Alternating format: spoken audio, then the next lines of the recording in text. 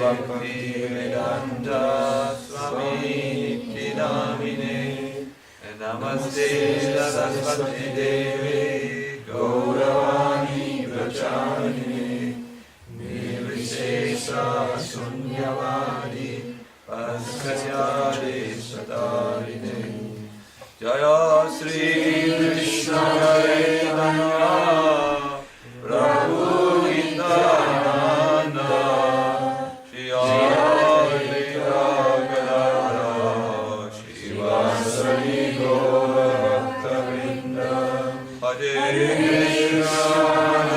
Krishna Krishna Krishna Hare Hare Hare Rama Hare Rama Rama Rama Hare Hare.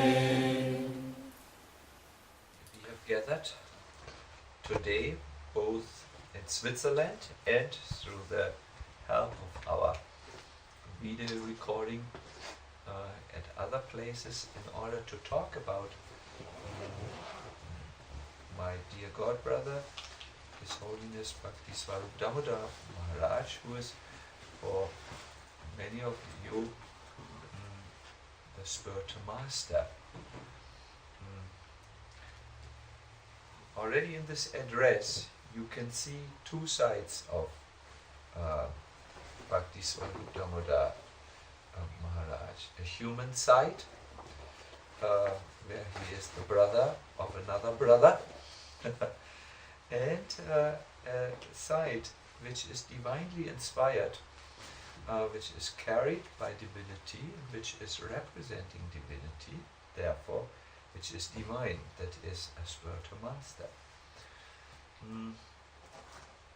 When we look at the Guru Tattva, the spiritual master, we always see two sides, the Samasti and the Vyasti Guru. Samasti means the sum total of all gurus, it's Krishna, the original guru, and the Vyasti is an individual guru, like for instance Srila Bhaktisvarupa Saraswati Thakur.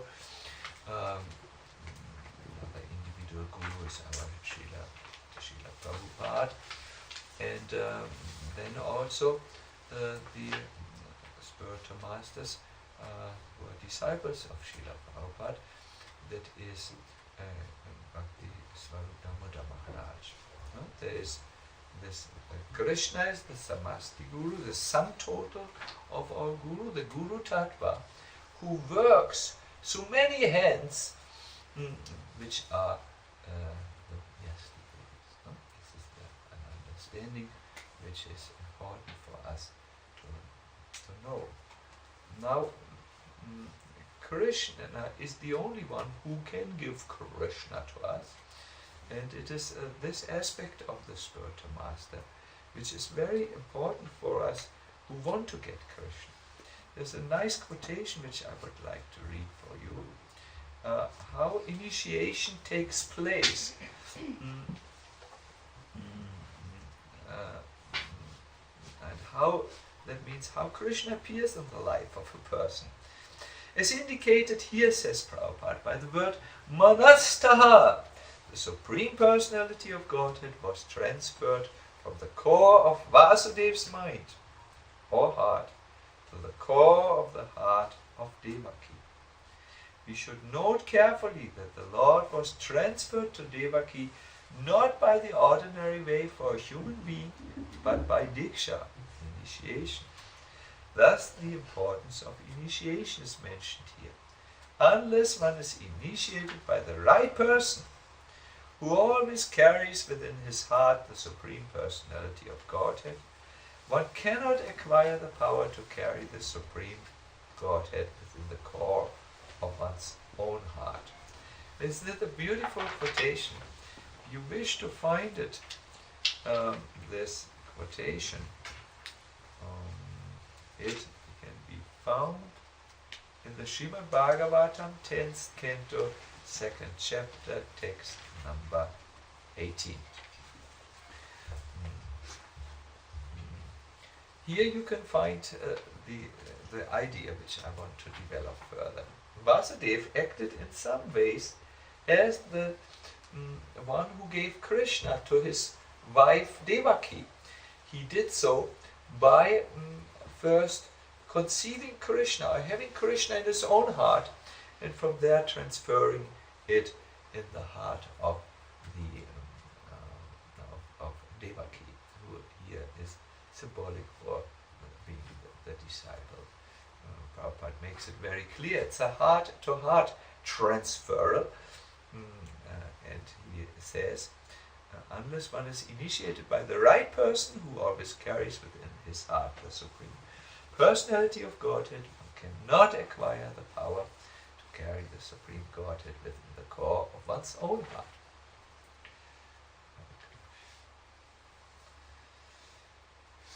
In my own relationship with our Bhaktisvarupa Damodara Maharaj, I was very, very, very much surprised to find in this wonderful Vaishnava a devotee who was very connected with Krishna and who is very, very powerful. I must admit to you that I'm a little slow in personal relationships. I may be a public figure who knows many, many people, but it does take me a time to really go deep into a relationship. And I want to tell in this evening, in this session, how I developed my relationship with Bhaktisvarupa Damodara. As you will soon see, it was really not I who developed anything. It was he who took an initiative in our relationship, which very much surprised me. I will start at the end. I was last year in Vrindavan, and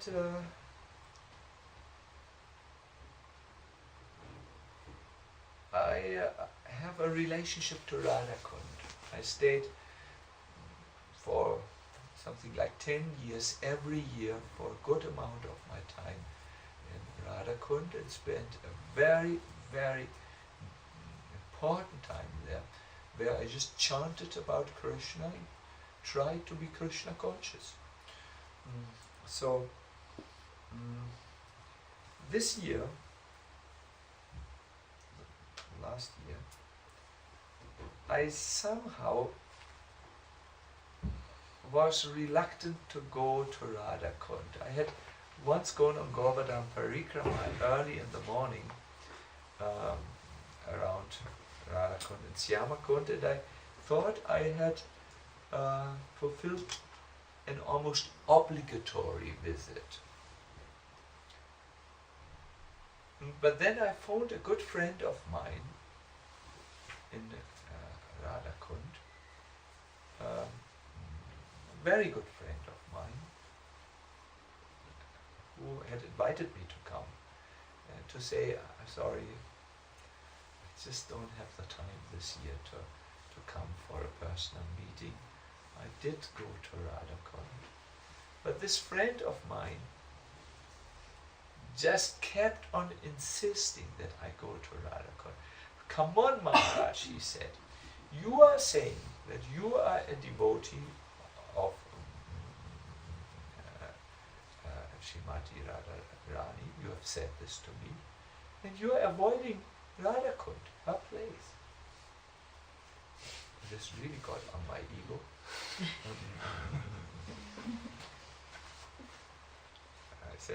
I said to him, come on, please don't pressure me. I react very badly towards pressure. I'm not pressuring you, Maharaj. Radharani is pressuring you.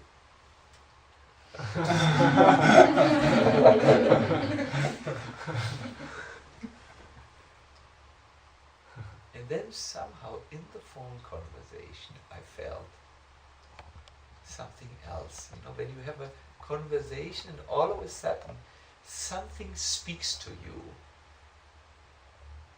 someone speaks to you, some feeling arises during the conversation in your heart which you are surprised yourself. And this came in my heart. It came to me, you must come to Radhakund. This feeling came. And usually the more I'm pressured, the less I'm inclined to go somewhere. And I will give an excuse how I cannot come. But this time, from inside the heart, this feeling came, come on, you must come to Radhakund. Something very valuable is waiting for you. And I think, so I said, okay, Maharaj, tomorrow I'm coming. I will, and I said to my friend, okay, tomorrow I'm coming. Now, when I was in the car to Radhakund, one devotee came with Gaunitai deities who drove us. Gaunitai deities, I had a feeling that something which I did not know at this moment, and someone is waiting for me. And as I came closer to Radhakund, this devotee who drove us, very nice devotee, said, by the way, did you know today is the first Vyasa Puja day since Sripad Maharaj has left. It was the first Vyasa Puja after his disappearance. And then I knew he had arranged, my uncommon friend had arranged to pull me there. He had taken clearly an initiative. He had told my friend that he should insist, and so on. And I arrived at Radhakund. Usually when I arrive at Radhakund, my first person to go to is Kundeshwara Mahadev to ask him for permission to enter the sacred realm of Radhakund. So I went out of the car where Kundeshwara Mahadev was, and then I offered my obeisances to Srimati Radharani at the Kund, and then I went visited my friend. My friend immediately said, by the way, I forgot to tell you. Then I said that today is the first Vyasa Puja day since Bhaktisvarupa Damodara Maharaj's disappearance. My friend said, you already know? Yes, I know. And then he said, well, it has just started. What would you like? Should we first talk and join the ceremony later, or should we? I said we should go immediately. So I didn't even arrive fully. I mean, I arrived fully in the spiritual sense by making the obeisances, which are necessary to beg for entry into the holy Dham. But then we immediately went to a wonderful kirtan.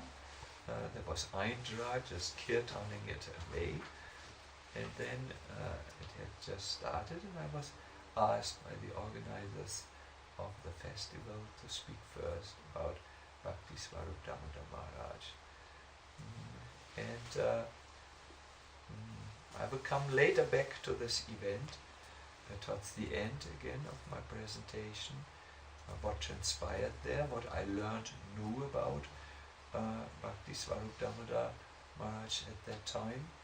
But for now, I just want to impress into your idea that a personality who's close to Krishna can interfere into our life and pull us in a direction which we will always be surprised when we follow that pulling force. The first time I met Bhaktisvarupa Damodara Maharaj in this was when I was still very young and immature. We had translated with the German BBT the book Life Comes from Life. I think you all know about this book. It's a discussion between him and Srila Prabhupada about science. So I had translated the book. I had help to translate it. There were several translators involved. I was one of them. And we had, I was curious to know Dr. Singh, who had conducted the interviews, and I met him in Vrindavan. I'm terrible with dates. I don't know, I don't remember if it was 76 or earlier or later. I just can't tell you. And I remember I saw him sitting alone at a table, and I went to him. And I thought I would ask him something which a scientist would be very pleased to hear, a question where I would evoke a scientific answer, because I thought he very much represents the scientific worldview. I had preached when I was in Geneva at the UNO. Is it called UNO? In Geneva, UNO.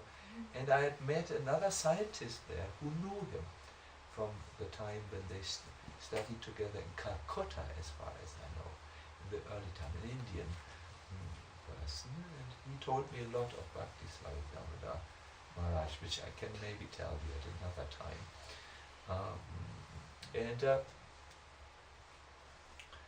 And I thought he was a scientist, and he was totally involved in science. So I went to him and said, Maharaj, can you please offer a scientific proof for the soul? You know, that you really tell step by step how you can conclude that there must be a soul who's outside of the material laws of nature. And he looked at me and said, very strongly, you are a devotee, you should not think about such proofs. There is no proof like this. The proof is only bhakti.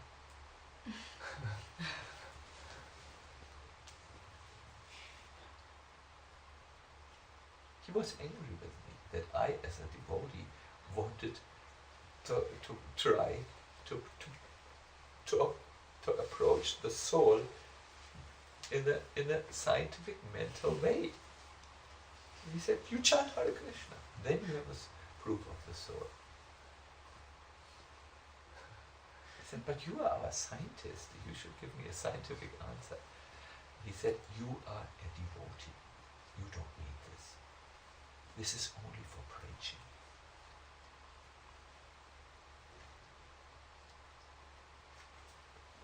I did feel at that moment rejected. I felt frustrated. But later I thought about this, and I thought, wonderful, I want to know more about this person. I was very much unprepared for this. So, many years passed, where I did not really meet him so many times. Our ways just didn't cross. And then I met him, I believe in Zurich, must have been in Zurich, and he did a kirtan. And while he was involved in kirtan, he did something which again made me totally curious. He chanted, he was very internal while he chanted, and he went before the deity and he made this gesture which all his disciples know. It was a personal gesture, it indicated a personal relationship in a way which was totally Asiatic. You know, if I would see Pran Vallabha, I wouldn't make like this with Pran Vallabha. But it really indicated for me, he clearly indicated his own heart, and he gave with this gesture his heart to Krishna. This was clear. It was a heart-to-heart relationship. That is what I could understand. It was from a different culture, but this was very clear. He really... I looked at his hand. Then the next thing, because I'm a very critical person inside, I thought, does he make a special show, a special kirtan effect, or what is going on here? You know, like you know, in the world of the premature Rasika Bhaktas. Sorry, this is a critical word. The pretenders, in other words. You find all kinds of you know, idiosyncrasies, it's called in English. That is new habits where a person wants to show off how he is very spiritual. I was looking at it, then I saw, no, he is really talking to Krishna in this kirtan. He's really making a gesture. He is really, there is a loving relationship. And I was very happy. I started to dance. I started to let go of my critical mind. I just was very, very happy to be with a bona fide devotee. Then we went on a Harinam Sankirtan in Zurich. Do some of you remember the beautiful Harinam? Udava remembers, from Vallabha, you were there? Krishna Premarupa, you were also there? Wasn't that the best Harinam? There was such a good Harinam. We felt this, there was such a deep Harinam. And again there, fully singing for Krishna, laughing, just fully, such a wonderful devotee of Krishna. Then I went to the lecture and it was about science, the molecular, chemical, what was it? The scientists say, but they don't know the soul and such things.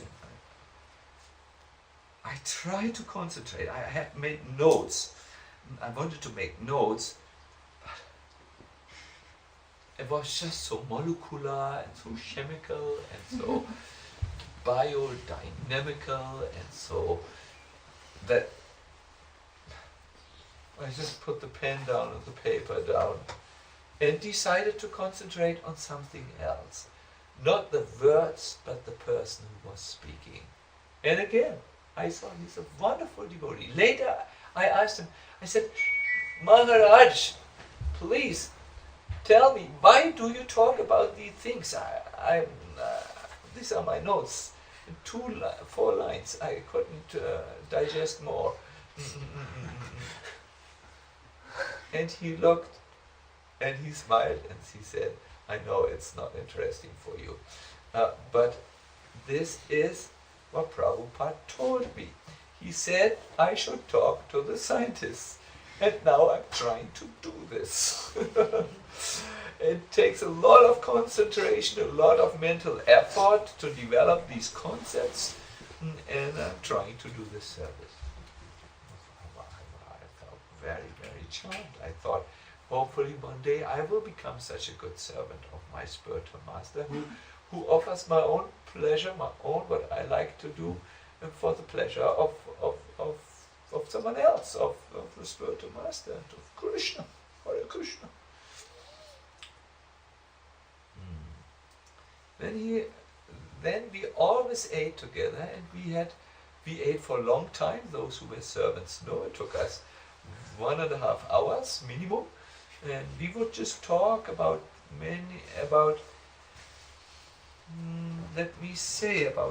he talked very much about what was in his heart. That was the relationship to Prabhupada's institution. He talked a lot on that. Mainly he talked about that. Yes, mainly he talked about that which was on his heart. Hare Krishna, willkommen.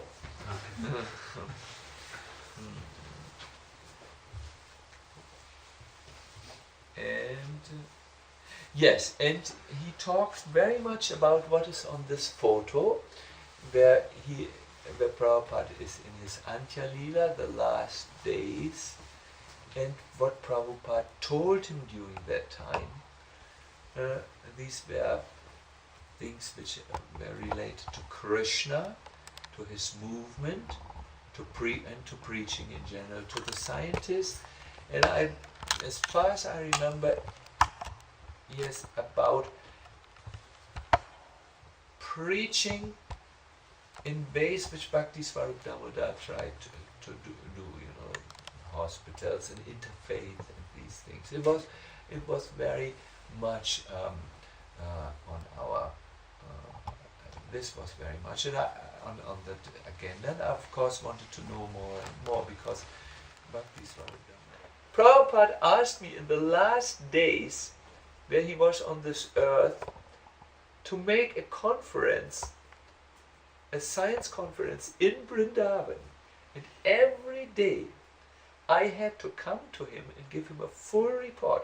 He was so much interested that he even told me what preparations we should serve the scientists. Then I asked, do you know why Prabhupada was so concerned? And he said, yes. It's the scientists who are the modern gurus, who take on the control of the thought systems which are in this world. And we need to convince this community. We need to bring spirituality in there. Therefore, Prabhupada used me for this. And I knew that it was so important to him, and he showed it to me on his last day. That's a few days before he left the planet. He really wanted the world to know about Krishna consciousness, and for that he needed to get the obstacles away. That is the materialistic scientific worldview, which is very much in everyone's mind also. You and I are not scientists. Huh? We are run away from schools. We are not interested in this. I could care less what they say, really. But we have a scientist in our heart, a doctor, someone who tells us, and what if you are not an eternal soul? And what, my dear Persian devotee, if there's absolutely no kingdom of God? Hare Krishna, what will you do then? That's the scientist within you. Gadadhar once described it so well. He did a scientific description of Einstein's relativity theory. And you know how Gadadhar is, and he runs to the table, he writes all kinds of formulas on it, it goes so fast, and then he looked around to the audience, to his audience, and he said, I know, you don't understand a word of what I say, but you even don't care to understand. It's enough for you that you know there's someone who understands it, and who tells you spirituality can be also proved scientifically, and the scientists can be disproved scientifically. That's enough for you to know, and I'm doing the service for you. Gadadhar is sometimes a little bit like I am, very open, disarmingly open. Isn't it? We feel like that. Yes, someone can prove that all these things are to our doubting scientist, our materialist in the heart, and that's enough. We don't need to understand everything. So, I think Bhaktisvarupa Damodara Maharaj did this service for in the movement, also for the devotees. So, then he invited me in his nice way, Maharaj, you should come to Manipur. And I thought, Manipur? Where is that exactly? Why should, yes, no, we have our Radha Krishna Chandra deities, you should come.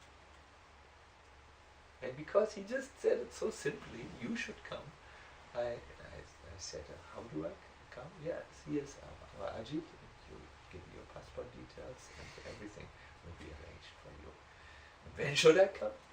And then he gave me the date. When I am there, he said, you should come. You should see everything, and the Manipuri devotees will like, and you should learn our Manipuri culture. I was very pleased by this invitation, and I went with some devotees there. There was Mahatma and Kishori, Jai Gopal was there with us, and there were some other Western disciples of his, and it was an unforgettable visit. What I noted is that in Manipur, many devotees don't know Bhaktisvarupa Damodara Maharaj is a celebrity. Celebrity means a very famous person. And then he said every evening we had Harinam Kirtan parties somewhere else, sometimes 3 Harinams a day at invited places, and once we went to his friend the minister. He was the minister of Manipur, next to the president. Maybe he was also the president. He was very influential, and we went through 2 big controls at his gate, but I mean, they just, there was at that time a threat. There was an underground movement. You all know this. They threw the bombs also. This underground movement, most probably. Names, the Naxalites, or that's another group. It was a rebellious group against the government. And so we had to pass security, but we were not checked. The guard said, and we went to the minister. Maharaj came out, I was with Maharaj, and I saw the minister paying obeisances to Bhaktisvarupa Damodara Maharaj, and then he paid obeisances to each single devotee. This must have been 40 obeisances. For a minister, or elderly man, to get 40 times on the ground with his head, real obeisances, not just the comfortable obeisances, really going down with his head on the thing. And the way he interacted with Bhaktisvarupa Damodara Maharaj was in great respect, great awe and reverence. It was clear Bhaktisvarupa Damodara Maharaj could tell him anything, and he would do it. He was the guru of the minister, and also maybe the previous friends, because you must know Bhaktisvarupa Damodara Maharaj was maybe the first Manipuri who studied in the foreign countries in America, who got a PhD and who came back as a sannyasi. All of the celebrities of Manipur were before the airplane and Imphal, that's the capital town of Manipur, to greet Bhaktisvarupa Damodara Maharaj. And he came out, you know how he's with his jolly mood, in the sannyas. That was it. Usually you go in the West to learn the Western ways, the modern lifestyle, and you come back to your country to bring the modern lifestyle to it. But no, he was sannyasi. It was a culture shock for the Manipuri. So there was a culture shock. It was so he was really very, very respected for these two things: being a scientist, PhD, that's a title, and then being a sannyasi. And then I, of course, in the visit, I could tell you so many things, but I want to tell you one, that one day, I never forget this day, this was the best day. We went to his home village, Vishnupur. Is it Vishnu? I think it's Vishnupur, isn't it? Vishnupur. Where he was a simple farmer's boy in Vishnupur. And he learned from his uncle, because I'm not so sure about his biography, you know better than me. But he was always found in the fields after the field work with his books on science, studying. He was prepared by Krishna for his mission. Little boy studying on his own, that's very, very rare. You can, when you ask Satya, what is in her mind, you will find out it's playing and running, and he was, studying and preparing himself for his mission. So, you should have seen. We stopped 5 kilometers before the village of Vishnupur. Was it 5 kilometers? I would say 3 kilometers, not 5. I remember because I had to just go in the fields for a second, and I didn't want to go be seen by the village, And then, you can't believe what happened there. There were 2 lines, all the 3 kilometers of Manipuris dressed in traditional Manipuri dress, and every so often a new kirtan party, and they were greeting the homecoming hero. They brought their children, bless my child, and every how often every 100 meters we had to stop.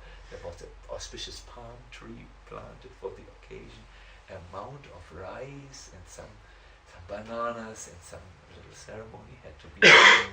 He had all kinds of turbans were put around him, garlands, lotus flowers, and kirtan, and then they showed him the piece of land which they wanted to donate for him so that he could build a Krishna Kaliya temple there.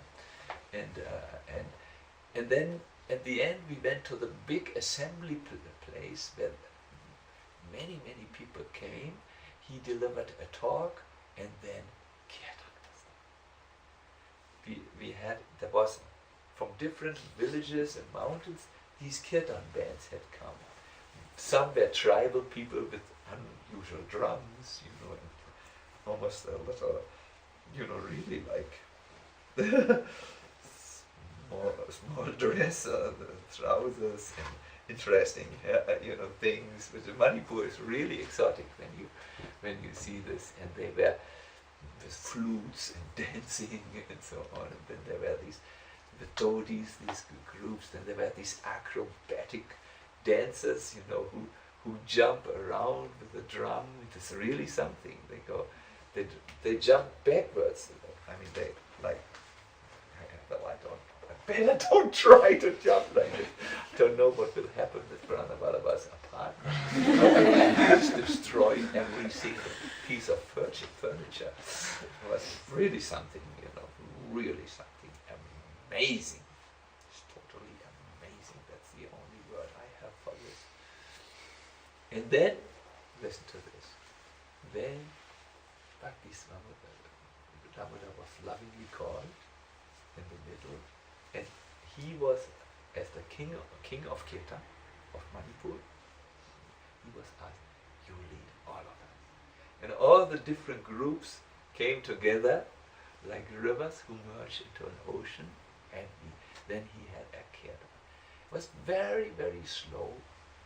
It started extremely slow. The dancers took the mridanga. It was just very slow. And then it picked up momentum, and then it was joyous, and it was wonderful, and it was nectarian. And then Bhaktisvarupa Damodara Maharaj was asked to lead a second kirtan on the stage. There was a violin player, Mr. So-and-so, the professor of Impulse Music Academy, was leading this. Of course, he was a good friend of Bhaktisvarupa Damodara Maharaj, and he had a very cultural Manipuri music, very nice with violin, really something very aesthetically. And I never forget how he sat there, being worshipped really and loved by his people. The whole football field of people were there, and how you could see the back, the Himalayas. Then the wind came, and the wind blew the backdrop like a flag. And it looked like a scene from eternity already there. And I felt there for a moment a little twinge in my heart. Oh, he is a man of another realm. Hopefully he doesn't leave too soon to this other world. Because it looked so otherworldly, the music so otherworldly, the wind which blew the curtain, and then he preached to the young people very strong that they should not smoke, they should not have relationships with which are not moral with women or with men, and they all went, yes. How we say, aye, sir, they took it to heart, in other words.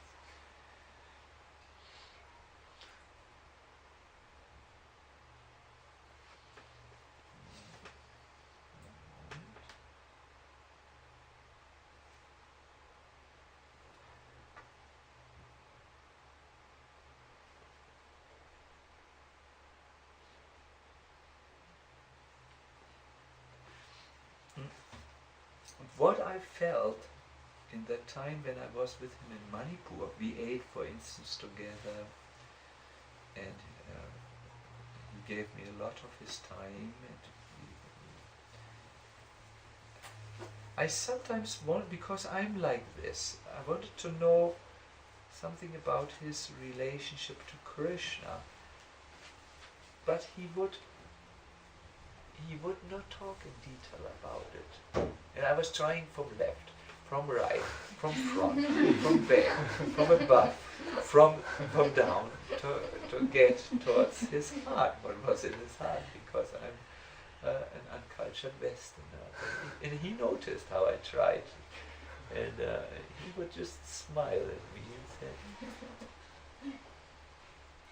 Maharaj, these are things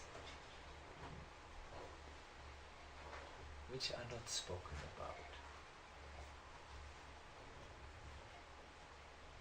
let us do kirtan.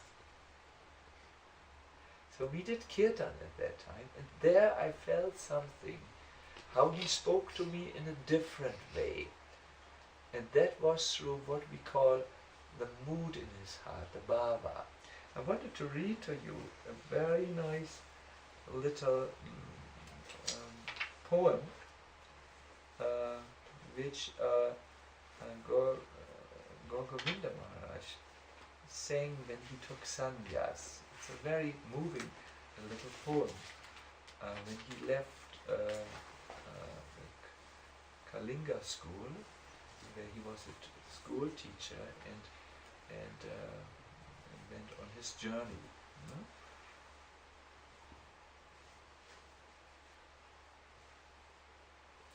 If you neglect Hari Bhakti, then your boat will sink. No one has ever crossed the ocean in a broken boat. The Lord is very near to those who have bhava, and very far away from those who have no bhava. In this material world, all will have to face death one day. In this world, no one is immortal. Whoever has taken birth in this world has to face this death.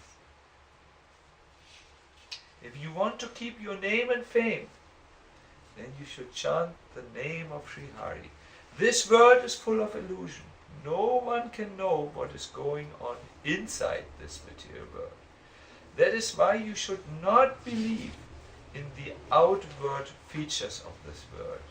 Because in this material world, no one will exist forever. He may be a king, he may be a rich man, or he may be a very poor man. No one can stay alive in this world. All have to die. One day, everyone has to give up this body. And then, this is what the song talks about, you need a boat of Hari Bhakti. That boat's body is bhava. You need to have a bhakti bhava in your heart.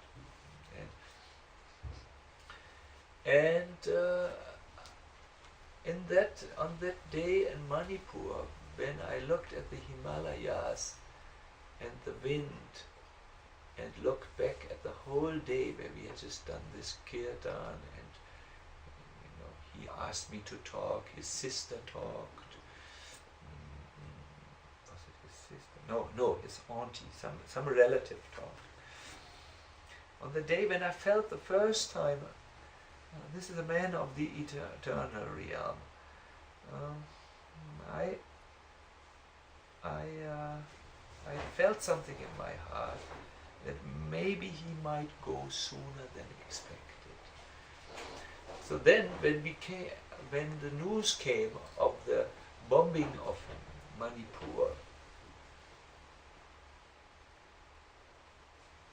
then in German we say, you have to count one and one together.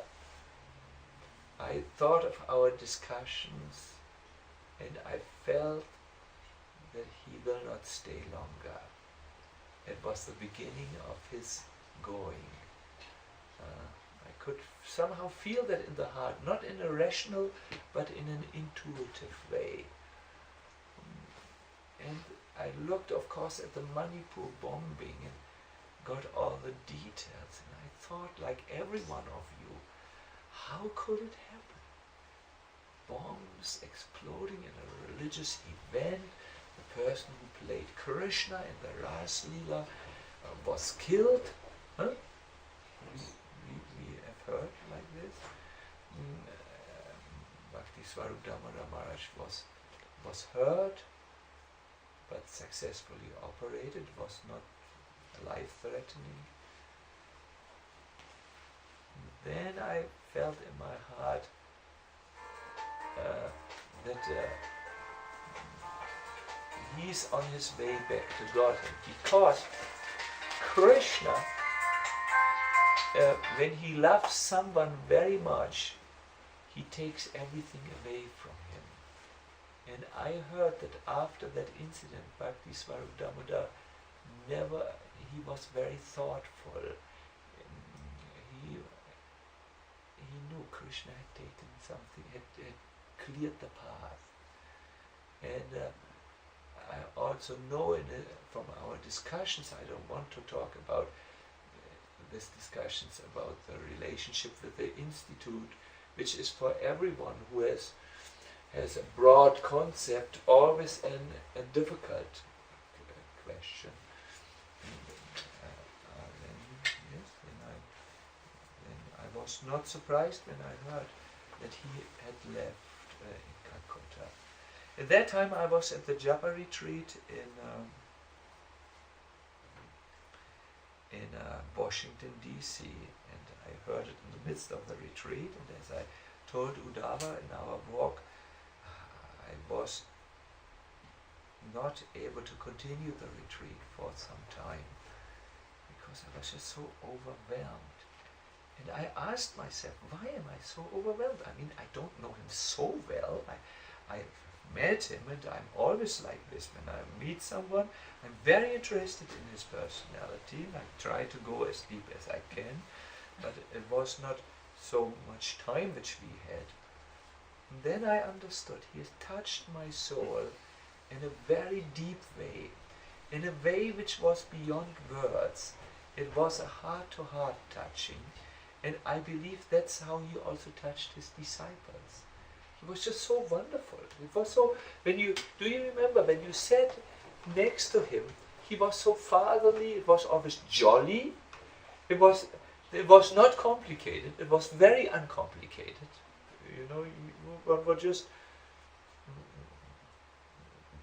be there and just feel like it's described when you have darshan of a exalted soul. Something comes in your heart and changes your heart. Sanchari Chakti of a devotee, and I was really very touched by this,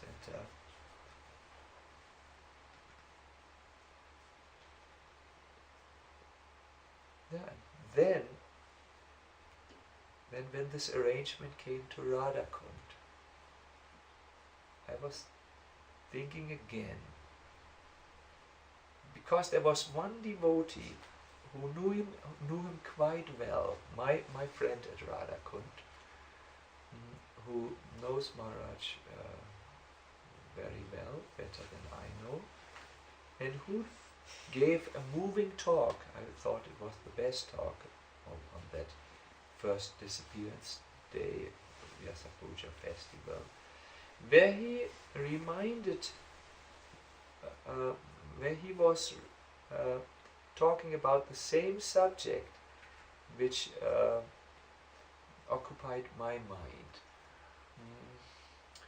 He said when he was very young, he was the temple president of Mayapur, and he had made a walk with Bhaktisvarupa Damodara Maharaj from Mayapur Mandir, our Chandrodaya Mandir, to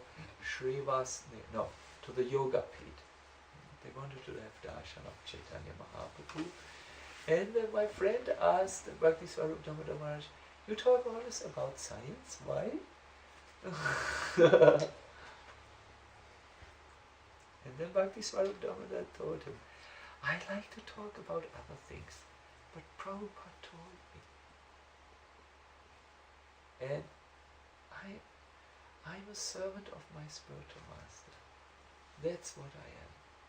And that's why I like to talk about it in the service of him.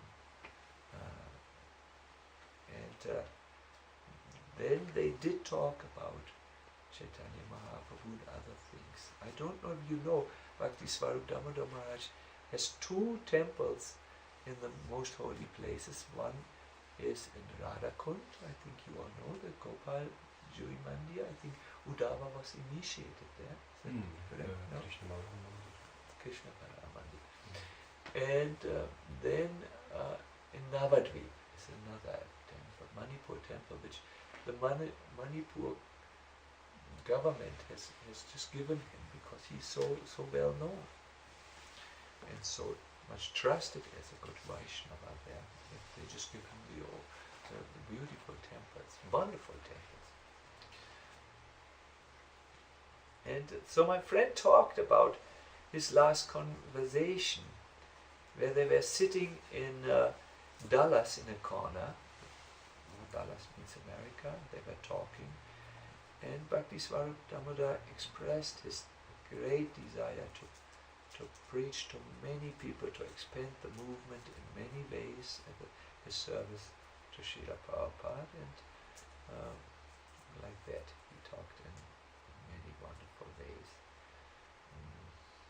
But what I want to mark out is that he really was a wonderful servant, and the fact that, he had a temple at Radhakund, that he asked that his samadhi is at Radhakund, that